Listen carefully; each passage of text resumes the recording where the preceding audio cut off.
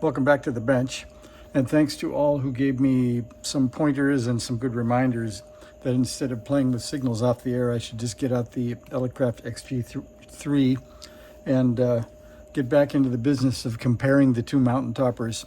So on the left is an MTR4B V2 in red, and this is an MTR4B without the V2 part. And I was online looking because the issue I have is that the red one is much less sensitive than the gray one or the silver one, but they are the same radio apparently. They're both MTR4Bs. So I went online to the MTR forum and I found a lot of complaints about the red model being less sensitive. And so here's something interesting also. I couldn't find a 4B schematic, but I found an MTR3, which is, let's see, I'll show you the picture of that. So the picture, first of all, there's a 5 or a 5B, and I have that schematic and all the construction guide. And then, let's see, where is it? We have the original MTR, which I guess is here. And so it looks much simpler. And I think it was the original before there was a B. But of course I can't find the front page.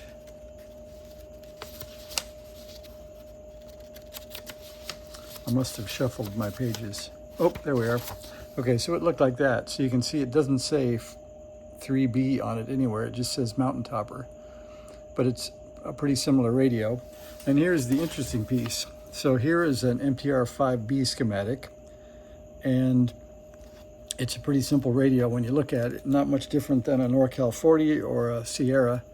It has NE612s, a crystal filter on the same 4.9152 megahertz, 4 crystals, another NE612 or 602, and then it's a little bit more elaborate in that there are more gain stages. So there's an LM386, and then these LM4808s. And this is the 5B, and here's the remarkable piece. So there is the 3B, or pardon me, the 3, and the only difference I can find, like exactly the same, is that this voltage divider that divides the voltage in half to feed here, they used a pair of 10Ks in this radio, and they used a pair of 22Ks in this radio. Otherwise, I can't find a single part that's different. So there shouldn't be a reason in terms of the receiver to have lower gain, because all the parts are the same, right down to all the gain determining components on the op amps. So I'm going to open it up and look and see maybe if there's some component out of value or out of tolerance or something. So the other thing that could be is that the input filters or just bandpass filters are either misadjusted or incorrect. So we have these on the MTR3, and the 20 meter values are pretty similar, not exactly the same. Let's see, where are those? There they are. So there's the 5, and you can see the 20 meter band is here, and I have the inductor values for the 5B, but when we get up here to the 3, they didn't put the values in for the 20 meter for the 20 meter band inductors. I can maybe look those up, but it seems like the radios are almost identical. So it looks like most of the gains that we get when we get a 4B or a 5B or anything are just filter additions and maybe layout changes, but the receiver seems to be the same. So we do get firmware updates. So this part is interesting. So if you want to tune quickly on the MTR4B V2, for example, if I want to tune down, I hit the down button. And then if I want to speed it up, I hit the function button, and it speeds up and starts counting in kilohertz.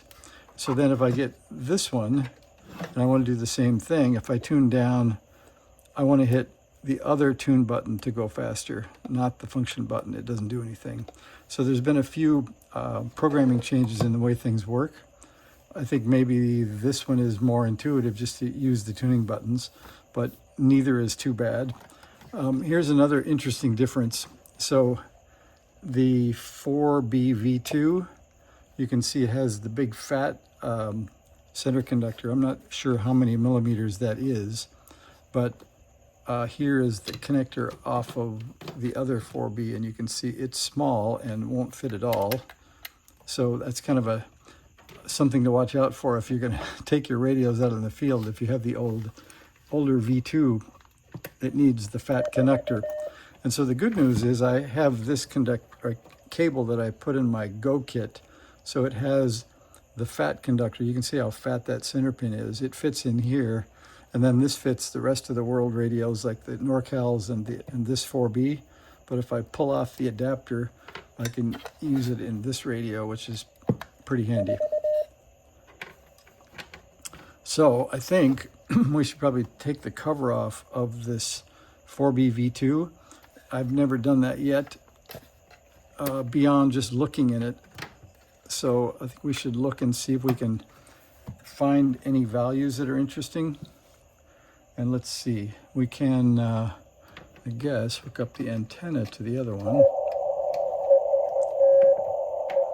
We can turn that down a little bit. There's a little CW for you to copy if you get bored while I turn some screws. I think there are only maybe 6 to turn.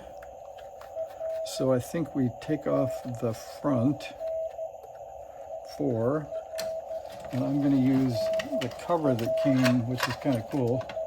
So this 3D printed cover came with the Mountain Topper V2. So we'll put that over here, and I'll put the screws in it so we don't lose them. And these seem like they're super long.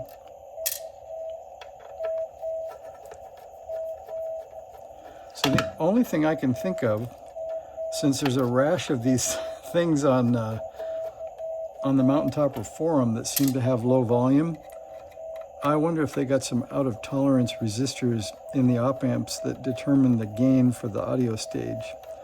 So we might look at that. Otherwise, I can't see too much. It's unique that the schematics are from the 3 to the 5 are almost identical. And in terms of what makes the radio work, I think they are identical. I think that change of the 10Ks to the 22Ks maybe just gave a little bit less current draw. So there's the top cover. Still has the plastic on it, so it must mean it's new. There's the back. So I'll put that out of the way. And here's what we get. And so, if we look at these, what can we learn? Let's see.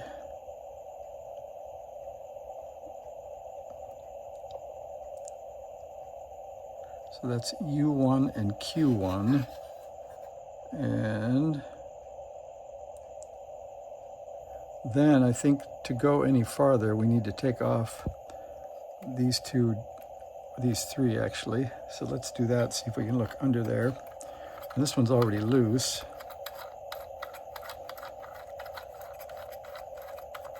I think the other 2 are also. I wanted to make this easier and dig around less for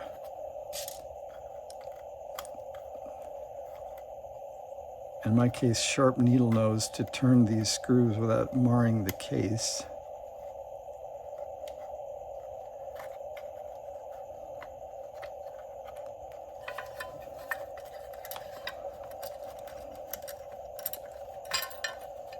All right, so we have the lock washers.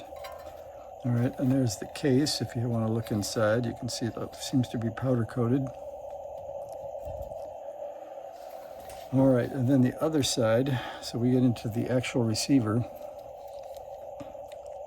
And I have a pictorial of the 5B, so let's look at that just to see how much different it might be. It may be only different around the filters, so let's see what we can find.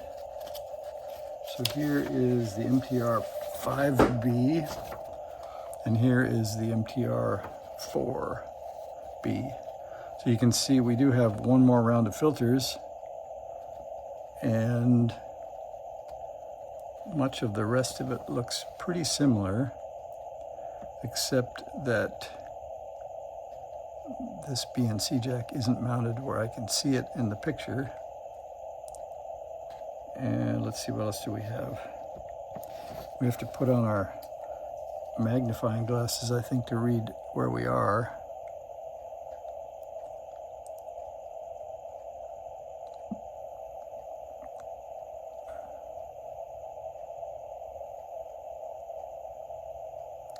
I was going to look for the NE612, so there's the, I'll turn that around, sorry about that. So there's one of the, let's see right there, LM4808s. And let's see what that chip is.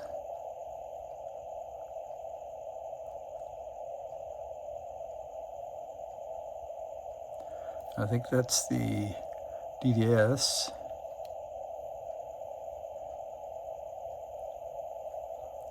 There's a 78C something.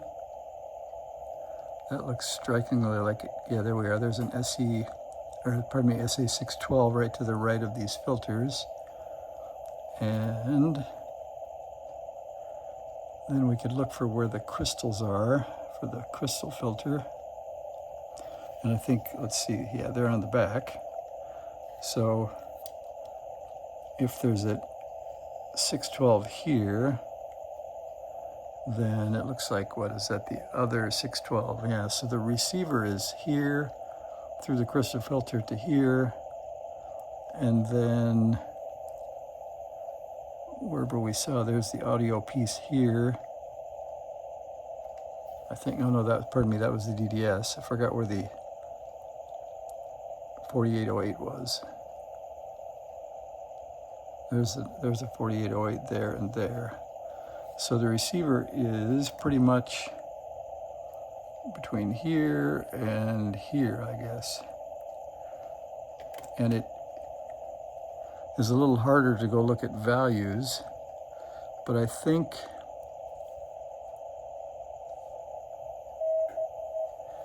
that's going to be the rough piece, I think, is to get the component numbers that correspond to the gain components. So I may have to do some trace following to do that.